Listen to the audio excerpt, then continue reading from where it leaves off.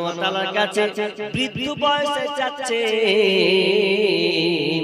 রব্বি হাবলি মিনাস সালিহিন, হে আল্লাহ তুমি আমাকে একটি সন্তান, নেক সন্তান দান করো। কিন্তু হতভাগা মুসলমান, নবীকে আমাদের ফলো করা উচিত ছিল, কিন্তু আমরা নবীর ফলো বাদ দিয়ে আমরা চলে গেছি দাদা বাবা খাজা বাবার কাছে, পীরের কাছে চলে গেছি। সন্তানকে দায়িত্ব পীর দেয়, সন্তানকে দায়িত্ব কবিরাজ দিতে পারে। আজকের মা বোনরা এত বিশ্বাস অগাধ হয়ে গেছে, এরা পর্যন্ত আজকে আল্লাহকে বলে ভুলে গেছে। এরা চলে যায় কোথায়? তো আপনার মাজারে, চলে যায় আপনার খানকাতে। আমাদের আপনার মুর্শিদাবাদের পাশে একটা ডিস্ট্রিক্ট আছে পার্শ্ববর্তী, তার নাম হচ্ছে বীরভূম। সেই বীরভূম ডিস্ট্রিক্টে পাথর চাপড়ি আছে। আপনারা কেউ গেছেন এখানকার পাথর চাপড়ি? জানেন কেউ? জানেন? দেখা আসবেন একবার, ওদের লীলা খেলা একবার দেখা আসবেন। পাথর চাপড়ি আমাদের বেশিরভাগ অধিকার সব যায়, মানে বাজা ছেলে হয় না তো এখন কি করে বলে দিয়েছে, আগে বুবু যাবি গে পাথর চাপড়ি যা ছেলে পাবি, আর বহুকে দেখতে এলে বাবু তো বলে তোর বহু পেলে আমি পাবো না। মানে আল্লাহর প্রতি আর বিশ্বাসটা নাই। এবারও চলে গেছে সন্তান চাইতে। সন্তান কিভাবে চাই? সন্তান চাই কিভাবে ওরা জানেন? আপনাদের ক্যাপাসিটি, একটা ছেলে দেহের বাবা মিনতি করি তোর দরবারে, একটা ছেলে দেহের বাবা মিনতি করি তোর দরবারে, যদি মরা পাতা পরে গাউসের উপরে, যদি মরা পাতা পরে গাউসের উপরে, ছেলে হবে ঠিকই সে যে যাবে মরে, যদি জিন্দা পাতা পরে গাউসের উপরে, যদি টাটকা পাতা পরে গাউসের উপরে, ছেলে হবে রে বাবা যাবে বেঁচে। আর বলছে হায় আহারে হায় আহারে, আর ঠাকুর বলে বলছে মানে তাল মিলাচ্ছে ওরা, আর এদিকে বক্স ঢোল দিয়ে বাজছে, আর এদিকে ওরা তাল মিলাচ্ছে। কি হবে? তো বাবার কাছে এসেছো সন্তান দেবে।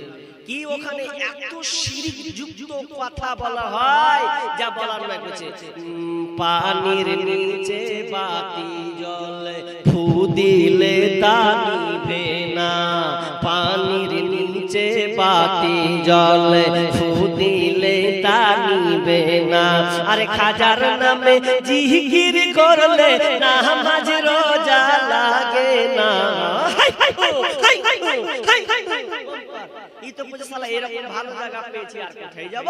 নামাজ রোজা কিছু লাগবে না, একবার করে যাব আর চলে যাব, তাহলে তো সাকসেস হয়ে গেল। দরকার নাই ভন্ডামো ভন্ডামো ভন্ডামো, ওখানে সন্তান দিতে পারেন না ও মুসলমান, আজকে মুশরিকে পরিণত হয়েছে। অথচ আমার আল্লাহ বলেন লিল্লাহি মুলকুস সামাওয়াতি ওয়াল আরদ ইয়াখলুকু মা ইয়াশাউ ইয়াহাবু লিমান ইয়াশাউ ইনাসা ওয়া ইয়াহাবু লিমান ইয়াশাউ যুকুর আও ইউযাব্বিহুম যুকরানা ওয়া ইনাসা ওয়া ইয়াজআলু মান ইয়াশাউ ওয়াকিমা। আল্লাহ সুবহানাহু ওয়া তাআলা বলেন এটা আমার কন্ট্রোলে, এটা আমার হাতে, আমার হাতে হাতে রাজত্ব রয়েছে। আমি আল্লাহ যেটা চাই সেটাই হয়, যেটা চাই সেটাই হয়, আমার যেটা ইচ্ছা হবে সেটাই হবে। ইয়াখলুকু মা ইয়াশাউ, আল্লাহ সুবহানাহু ওয়া তাআলা বলেন আমি যাকে ইচ্ছা সম্পূর্ণ সন্তান দান করি, আবার যাকে ইচ্ছা আমি পুত্র সন্তান দান করি। তারপরে আমার আল্লাহ বলেন কাউকে আবার পুত্র কন্যা দুটাই দান করি। ওয়া ইয়াজআলু মান ইয়াশাউ ওয়াকিমা, আল্লাহ তারপরে বলেন আবার অনেককে আমি বাঝা বানিয়ে দিই। তোর পৃথিবীর যত খাজা বাবা দাদা বাবা আছে, আমি আল্লাহ যতক্ষণ পর্যন্ত সন্তান দেব না, তোর পৃথিবীর কারো ক্ষমতা নাই যে সন্তান পৃথিবীতে দিতে পারে। লিউম্মাতিন জাআলনা মানসাকান লিয়াযকুরু ইসমাল্লাহ আলা মা রাযাকাহুম মিন বাহিমাতিল আনআম। عن أبي هريرة رضي الله تعالى عنه قال أن رسول الله صلى الله عليه وسلم كان يقول صب الطعام طعام الوليمة يدعى لها الأغنياء ويترك الفقراء ومن ترك الدعوة فقد عصى الله ورسوله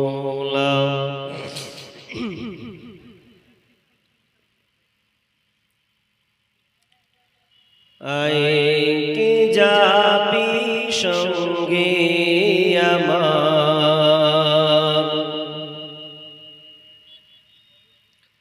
আইকে যাবি সঙ্গে আমার নবীর দেশে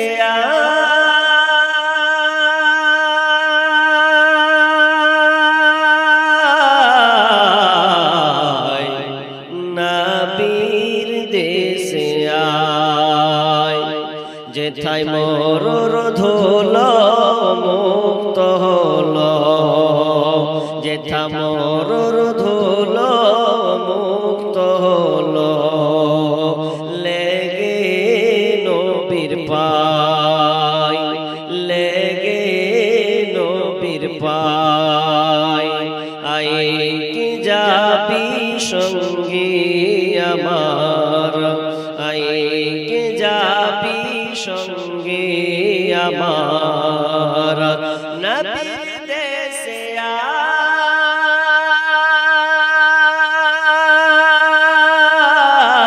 আয় নবীর দেশে আয় সেখায় গিয়ে প্রশ্ন আমি করব জনে জানে সেথায় গিয়ে প্রশ্ন আমি করব জনে জানে পথে চলতে আনো মনে পথে চলতে আনো মনে পথে চলতে আনো মনে কোন দিকে ভাই হেরার পাহাড় কোন দিকে ভাই হেরার পাহাড় বলে দাও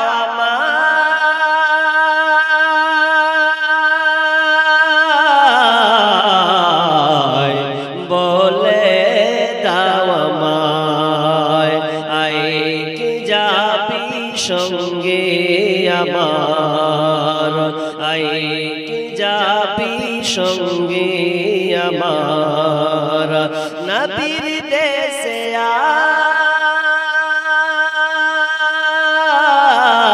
আয় নবীর দেশে আয় একা একা খুঁজব আমি বদর দিকে দিকে একা একা খুঁজব আমি বদর দিকে দিকে হাজার খুশি নিয়ে বুকে হাজার খুশি নিয়ে বুকে হাজার খুশি নিয়ে বুকে মুক্তি দীক্ষানে বসে থায় মুক্তি দীক্ষানে বসে থায় গভীর পিপাসা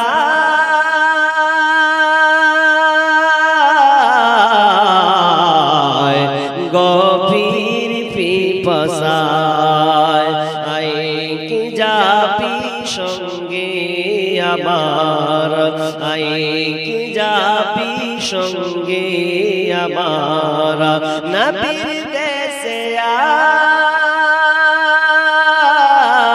আয় নবীর দেশে আয় যেথা মরর ধোল মুক্ত হল যেথা মরর ধোল মুক্ত হল লেগে নবীর পায় লেগে নবীর পায় আইকে যাবি সঙ্গে আমার আইকে যাবি সঙ্গে আমার নবীর দেশে আয়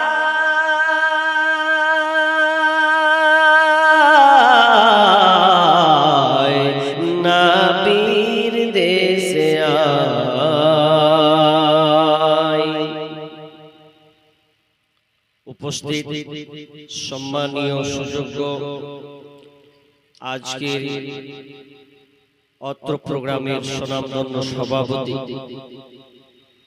মঞ্চ উপবিষ্ট ওলামায়ে কেরাম, দূর দূরান্ত থেকে আগত সম্মানীয় অতিথিবৃন্দ, আমার সম্মুখে বসে থাকা ছোট বড় দিনদার ইমানদার মুমিন ভাই সকল ও পর্দার অন্তরালে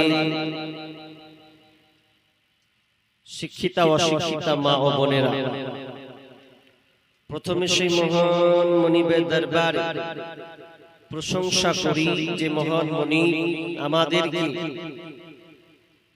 এক মসজিদ কেন্দ্রিক ইসলামী আলোচনা সভা, কোরআন হাদিসের আলোচনা এবং আমলের উদ্দেশ্যে যিনি আমাদেরকে বলা ও শোনার যে তৌফিক দান করেছেন, সেই মহান মনিবের দরবারে আমরা সকলে বলি আলহামদুলিল্লাহ। অতঃপর শান্তি বর্ষিত হোক সকল নবীদের উপর, বিশেষ করে আমাদের শেষ নবী জনাবে মুহাম্মদুর রাসূলুল্লাহ, আমরা সকলে বলি সাল্লাল্লাহু আলাইহি ওয়াসাল্লাম। মুহতারাম মুকাররম, আমি আপনাদের সম্মুখে মহাগ্রন্থ আল কোরআন থেকে কয়েকটি আয়াত এবং একখানা হাদিসের নববী পাঠ করেছি। আয়াত এবং হাদিসকে সামনে রেখে আজকের আমার আলোচ্য বিষয় কুরবানিকে কেন্দ্র করে। যদিও আমার আলোচ্য বিষয় ইদানিং সবর, প্রথম গতকালকে দিয়েছিলাম উত্তর দিনাজপুর নগর, সেখানে বিষয়টা ছিল। তো যেহেতু আর 23 থেকে 24 দিন মনে হচ্ছে সম্ভবত বাকি আছে, সামনে কুরবানির ঈদ, ঈদুল আযহা, এই ব্যাপারে সংক্ষিপ্ত আলোচনা করব, কিছু আপনাদের টিপস দেব এবং মূল টার্গেট সবর। কুরবানি তো কেন্দ্র সবরকে কেন্দ্র করেই হয়েছে, এই জন্য দুটি বিষয় আমি আপনাদের সামনে বলার চেষ্টা করছি। আমা তৌফিক ইল্লা বিল্লাহি তাওয়াক্কালতু আলাইহি উনীব। আমরা জানি প্রতি বছর আমাদের দুটি উৎসব আছে, একটা নাম হচ্ছে ঈদুল ফিতর আর একটা হচ্ছে ঈদুল আযহা। আমরা যাকে সাধারণ ভাষায় বলি রোজার ঈদ পার করেছি, এখন আমাদের ঈদুল আযহার সামনে। জানি না আমরা কতজন এটা পাবো, আল্লাহু আলাম। না পেলেও অন্তত আমাদেরকে এই বিষয়ে আমাদের জানা জরুরি, ঈমানকে তাজা করা জরুরি। সবর, এই কুরবানি সবার মধ্যে লুকায়িত আছে, অর্থাৎ পৃথিবীতে যত আমল আছে সমস্ত আমলে কিন্তু সবর লাগবে। সবর ছাড়া এটা হবে না, ধৈর্য ছাড়া এর কোনো আর শান্তি শৃঙ্খলা থাকবে না যদি সবর না থাকে। এই কুরবানি কথাটা বলি, আসলে এই কুরবানিটা শব্দ থেকে গঠিত, যার অর্থ হচ্ছে নৈকট্য হাসিল করা, কাছাকাছি হওয়া। তো কুরবানি আমরা যে দিব, বা অনেকে আমরা ইচ্ছা পোষণ করেছি, আমি একটা ছাগল দিব, আমি একটা গরু দিব, আমি একটা দুম্বা দিব, উট দেব, এটা আশঙ্কা রেখেছি অনেকে। কিন্তু আগে আমাকে ইতিহাস জানতে হবে যে কুরবানিটা কেন দিচ্ছি, কোথা থেকে এলো। আল্লাহ সুবহানাহু ওয়া তাআলা সূরা হাজির 34 নম্বর আয়াত আল্লাহ সুবহানাহু ওয়া তাআলা বলেন, বিসমিল্লাহির রহমানির রহিম, ওয়ালিকুল্লি উম্মাতিন জাআলনা মানসাকাল লিয়াযকুরু ইসমাল্লাহ আলা মা রাযাকাহুম মিন বাহিমাতিল আনআম। আল্লাহ সুবহানাহু ওয়া তাআলা বলেন, আমি প্রত্যেক জাতির জন্য কুরবানির বিধান দিয়েছি। হজ কুরবানির বিধান আমি তাদেরকে দিয়েছি, প্রত্যেক জাতির উপরে আমি দিয়েছি। কেন কেন? তো আমার আল্লাহ বলেন, যাতে করে বান্দারা তারা কুরবানি করতে গিয়ে চতুষ্পদ নির্দিষ্ট কুরবানি পশু কুরবানি দিতে গিয়ে তারা রুজি তালাশ করতে গিয়ে তারা রুজিকে বের করবে এবং তারা আমার নাম অনুসরণ করবে।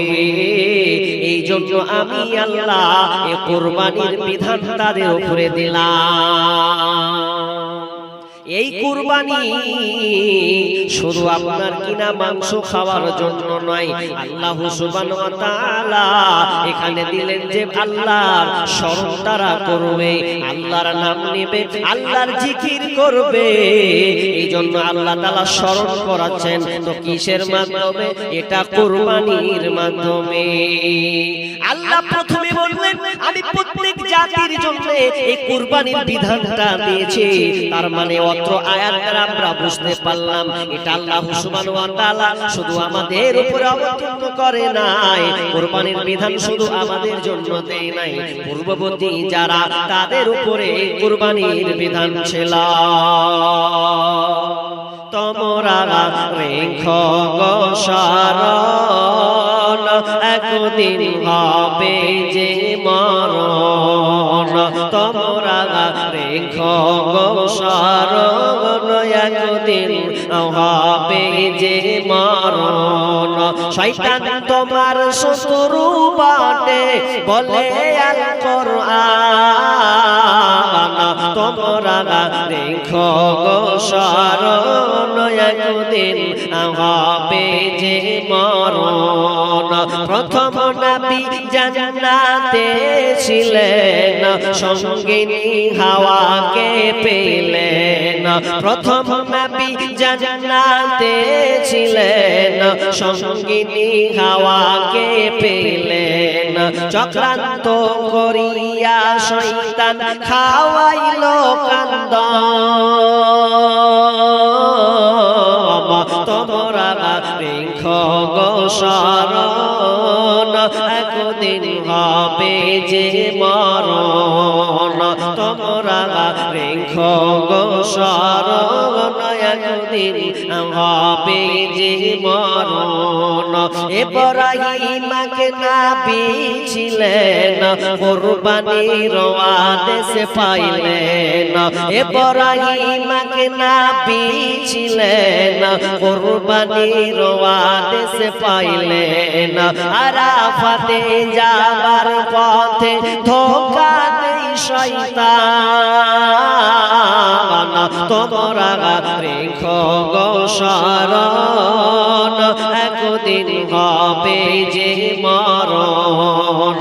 তোমরা রেখো গো শরণ, একদিন হবে যে মরণ। শয়তানকে পাথর মারিল, আরাফাতে হাজির হলো। শয়তানকে পাথর মারিল, আরাফাতে হাজির হলো। ইসমাইলের পরিবর্তে দুম্বা হয় কুরবান। তোমরা রেখো গো শরণ, একদিন হবে যে মরণ। তোমরা রেখো গো শরণ, একদিন হবে যে মরণ। আল্লাহ সুবহানাহু ওয়া তাআলা স্মরণ করছেন আগের পূর্ববর্তী লোকের উপরে আপনার কিনা কুরবানির বিধানটা ছিল। তাহলে প্রথম থেকে দেখা যাক কাদের উপরে কুরবানির বিধান। আদম আলাইহিস সালামের যুগ, আদম আলাইহিস সালামের সময় শুধু 6 নবী ছাড়া বাকি সকলের তাদের সন্তান হতো। তো জোড়া জোড়া করে সন্তান হতো। তো সেই সময় সন্তান হলো হাবিল এবং কাবিলের সাথে, যমজ ভাই বোন একসাথে তারা হতো। তো কাবিলের সাথে ইকলিমা হলো, হাবিলের সাথে লিউজার জন্ম হলো। এখন এদের সঙ্গে যখন আল্লাহ তাআলার ফয়সালা যে বিবাহ হবে, একদম গুণচিহ্নের মতো। গুণচিহ্ন বুঝেন? এই গুণচিহ্ন মানে কাবিল যার সঙ্গে হয়েছে ইকলিমা, তো ইকলিমাকে ও বিবাহ করতে পারবে না, ও করবে লিউজাকে। হাবিল সে করবে ইকলিমাকে। তো একদম পরস্পর সঙ্গে সঙ্গে একসাথে ভাই বোনের নয়, দ্বিতীয়বার যার সঙ্গে হতো তার সঙ্গে বিবাহ হতো। তো বলছে, হ্যাঁ রে, বিবাহ তো করবি, তো তোকে তো বিয়ে করতে গেলে কি করতে হবে? লিউজাকে বিয়ে করতে হবে। তবে লিউজাকে বিয়ে করবে তো কাবিল বলছে আমি করতে পারবো না, আমি বিয়ে করব তো আমার হক বেশি, যেটা আমার সঙ্গে হয়েছে। আল্লাহর বিধান মানতে হবে তোকে, মানবি না? না মানবো না। আল্লাহ তাআলা আবার কি বলেন? মানবে না তো ওদের উপরে একটা পরীক্ষা করা হবে। কি পরীক্ষা? তো পরীক্ষাটা হচ্ছে কুরবানি। কুরবানি তাদেরকে দিতে হবে। এবার আপন আপন নিয়ে এসো, দেখি কি কুরবানি দেবে। এবার হাবিল কুরবানি প্রস্তুত করলেন। তিনি একজন রাখাল ছিলেন, আপনার কিনা পশু তিনি আপনার পুষতেন, পশু দেখাশোনা করতেন। তো হাবিল করলো কি, একটা সে পশু দুম্বা নিয়ে হাজির হলো। এবার আপনার কাবিল করলো কি রে, এবার সে তো চাষি মানুষ, তখন সে চাষ করার জন্য সে একটা ভালো আপনার কিনা চাষা, আপনার ধান নয়, এই আপনার শীষ তো সবচাইতে খারাপ নোংরা শীষ সে হাজির করেছে। আগের জমানায় যে এমন একটা নিয়ম ছিল যে যেটা কুরবানি দিত সে সেটাই কিন্তু দেখতে পেত, কুরবানি কবুল হতো, এটা মানুষ জানতে পারত। তার মানে একটা পাহাড়ি উঁচা জায়গাতে যেটা যে কুরবানি দিত রেখে দিত, আসমান থেকে আগুন এসে জ্বালিয়ে ওটাকে আবার পুড়ে ছাইখার করে দিত।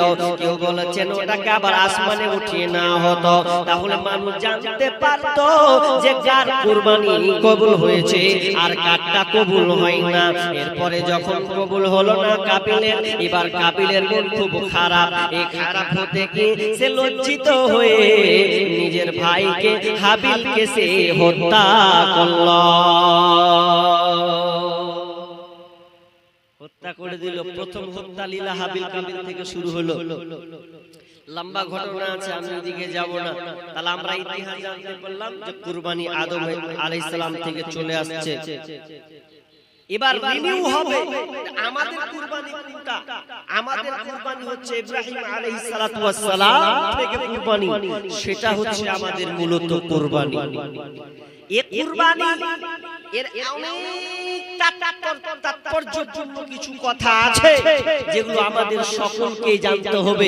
আপনি যে কুরবানির ইচ্ছা পোষণ করেছেন যে আমি কুরবানি দেব, তো আপনাকে এই টার্গেটগুলো আগে রাখতে হবে, তাহলে আপনার কুরবানি কবুল হবে। কুরবানিকে আপনি কি ইচ্ছায় কুরবানি দেবেন? আল্লাহ তাআলা এমন একটা সময় ছিল ইব্রাহিম আর ইসমাইলের মধ্যে, যেটা আল্লাহ ফয়সালা করে রেখেছিলেন স্বপ্নের মাধ্যমে, যেটা দেখেছিলেন ওটাই যদি বাস্তবায়ন হতো, তাহলে আজকে বর্তমান দেখা যেত রে যে আপনাকে আপনার সন্তানকে কুরবানি দিতে হতো। কিন্তু আল্লাহ এটা চাননি। কেমন হয়েছে? ইব্রাহিম আলাইহিস সালাম একজন ইরাকের ব্যাবিলন শহরের একজন মানুষ, এই নবী, তিনি আপনার কিনা বিয়ে হয়েছে 80 বছর হলো, এরপরও তার কোনো সন্তান নাই। আল্লাহ তাকে কোনো সন্তান দেয়নি। 86 বছর বয়সে আল্লাহ তাআলা তাকে একটা সন্তান দান করেছেন, যার নাম হচ্ছে ইসমাঈল আলাইহিস সালাম। বৃদ্ধ বয়সে একটা নবী বৃদ্ধ বয়সে সন্তান পাচ্ছে গো। আর আমাদের কত ধৈর্য হারা, আমরা সন্তান দেই না আল্লাহ 5 বছর 10 বছর হচ্ছে তো আত্মহারা হয়ে গেছে, সন্তান হয় না। ব্যাপারটা কি? ব্যাপার তো খুব খারাপ। অথচ নবী বৃদ্ধ হয়ে যাচ্ছেন 86 বছর বয়সে, ছেড়ে দেন 86 বছর বয়সে সন্তান পাচ্ছেন। কাকে? তো ইসমাইল কি আল্লাহ সুবহানাহু ওয়া তাআলার কাছে বৃদ্ধ বয়সে যাচ্ছে, রব্বি হাবলি মিনাস সালিহিন, হে আল্লাহ তুমি আমাকে একটি সন্তান, নেক সন্তান দান করো। কিন্তু হতভাগা মুসলমান, নবীকে আমাদের ফলো করা উচিত ছিল, কিন্তু আমরা নবীর ফলো বাদ দিয়ে আমরা চলে গেছি দাদা বাবা খাজা বাবার কাছে, পীরের কাছে চলে গেছি। সন্তানকে দায়িত্ব পীর দেয়, সন্তানকে দায়িত্ব কবিরাজ দিতে পারে। আজকের মা বোনরা এত বিশ্বাস অগাধ হয়ে গেছে, এরা পর্যন্ত আজকে আল্লাহকে বলে ভুলে গেছে। এরা চলে যায় কোথায়? তো আপনার মাজারে, চলে যায় আপনার খানকাতে। আমাদের আপনার মুর্শিদাবাদের পাশে একটা ডিস্ট্রিক্ট আছে পার্শ্ববর্তী, তার নাম হচ্ছে বীরভূম। সেই বীরভূম ডিস্ট্রিক্টে পাথর চাপড়ি আছে। আপনারা কেউ গেছেন এখানকার পাথর চাপড়ি? জানেন কেউ? জানেন? দেখে আসবেন একবার, ওদের লীলা খেলা একবার দেখে আসবেন। পাথর চাপড়ি আমাদের বেশিরভাগ অধিকার সব যায়, মানে বাঘা ছেলে হয় না তো এখন কি করবে বলে দিয়েছে, আগে বুবু যাবি গে পাথর চাপড়ি যা ছেলে পাবি, আর বহুকে দেখতে এলে বাবু তো বুঝে তোর বহু পেলে আমি পাবো না। মানে আল্লাহর প্রতি আর বিশ্বাসটা নাই। এবার চলে গেছে সন্তান চাইতে। সন্তান কিভাবে চাই? সন্তান চাই কিভাবে ওরা জানেন? আপনাদের ক্যাপাসিটি, একটা ছেলে দেহে রে বাবা মিনতি করি তোর দরবারে, একটা ছেলে দেহে রে বাবা মিনতি করি তোর দরবারে।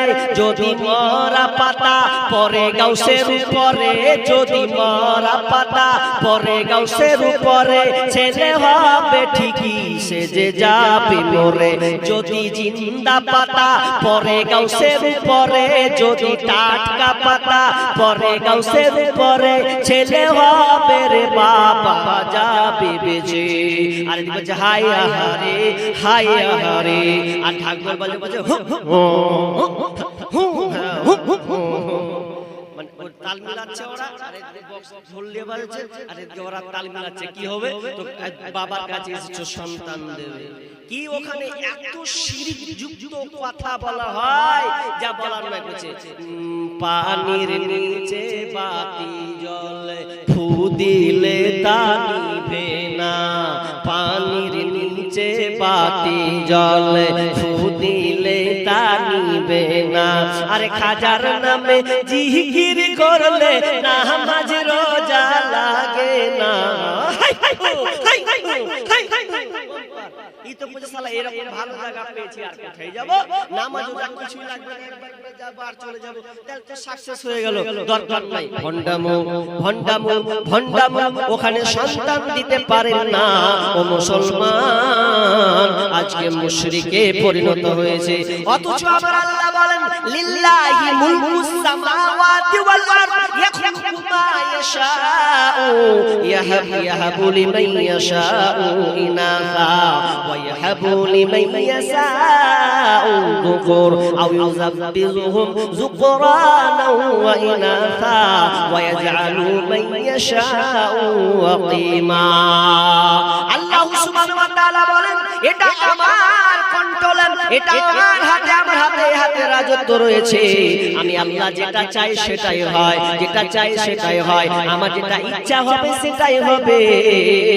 ইয়াখলুকু মা ইয়াশাউ, আল্লাহ সুবহানাহু ওয়া তাআলা বলেন আমি যাকে ইচ্ছা সম্পূর্ণ সন্তান দান করি, আবার যাকে ইচ্ছা আমি পুত্র সন্তান দান করি। তারপরে আমার আল্লাহ বলেন কাউকে আবার পুত্র কন্যা দুটাই দান করি। ওয়া ইয়াজআলু মান ইয়াশাউ ওয়াকিমা, আল্লাহ তারপরে বলেন আবার অনেককে আমি বাজা বানিয়ে দিই। তোর পৃথিবীর যত খাজা বাবা দাদা বাবা আছে আছে, আমি আল্লাহ যতক্ষণ পর্যন্ত সন্তান দেব না, তোর পৃথিবীর কারো ক্ষমতা নাই যে সন্তান পৃথিবীতে দিতে পারে। এই জন্য নবী আল্লাহর কাছে বলছেন, রব্বি হাবলি মিনাস সালিহিন, ও দয়াল মাবুদ রে, হে আমার রব, তুমি আমাকে একটা নেক সন্তান দান করো। ফাবাশশারনাহু বিগুলামিন হালিম, আল্লাহ সুবহানাহু ওয়া তাআলা তাকে একটি নেক সন্তান দিলেন, নেক সন্তান, ধৈর্যশীল সন্তান দান করলেন, যার নাম হচ্ছে ইসমাঈল আলাইহিস সালাম।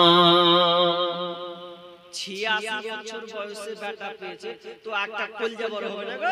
এই তো কলজা বড় হবে যে বুড়া বয়সে আমাকে আল্লাহ ছেলে দিলে রে, তো কলজা তো এমনিতেই বড় হবে। এই যখন কলজা বড় হয়ে গেছে, আল্লাহর ওয়াদার, এখন তুমি কাবা নির্মাণ করো, ছেলে বড় হয়েছে, একটু বালেগ হয়েছে, আর যৌবনে পৌঁছে, মানে দৌড়াতে শিখেছে।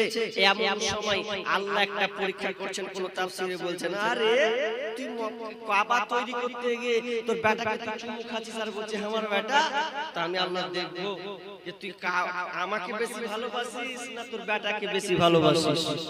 এবার আল্লাহর পরীক্ষা দেখেন, হায় হায় হায়, নবীর মধ্যে সবচেয়ে